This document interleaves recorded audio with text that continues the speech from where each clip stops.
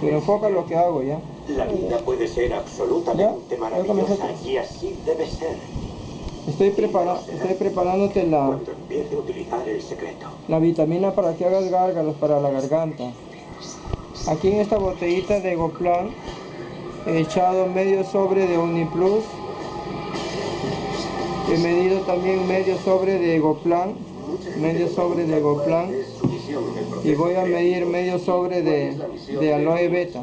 Así que vamos a comentarlo. Vamos a usar esta metáfora. Pensemos en Aladino y su lámpara. He hecho medio sobre de aloe beta.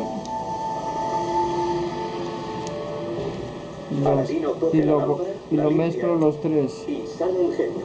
Aquí está el aloe, el Uniplus y el Egoplan. ¿Ya? El genio siempre dice lo mismo. Ahí está. Si nos remontamos vagamente en esa historia, creeremos que hay 3 deseos. Pero si nos remontamos a sus orígenes, no hay ningún límite en el número de deseos. Piénsenlo bien. Aloe beta. A ver, vamos a coger esa metáfora para aplicarla a su vida.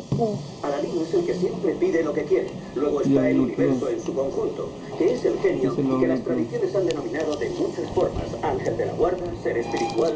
Podemos colgarle cualquier etiqueta y que cada uno escoja la que mejor le vaya. De estos tres están acá ya. Dice que hay algo superior a nosotros. No muevas tanto la cámara, no muevas tanto la cámara porque después el video sale bien movido. Aquí está la mezcla de los tres. ¿Ya? Con este poquito es lo que tú vas a hacer gárgaras. ¿Ya? Gárgaras para que esto te va a desinflamar. ¿Ya? Y te va a aliviar completamente la garganta. Las vías respiratorias se te van a regenerar más rápido con esta vitamina. ¿Ya? Toda la tráquea, ¿no? Toda la tráquea, todas las amígdalas, ¿no?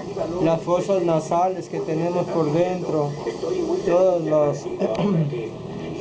y eso va a tu sistema respiratorio, toda la vitamina va a tu sistema respiratorio, los pulmones.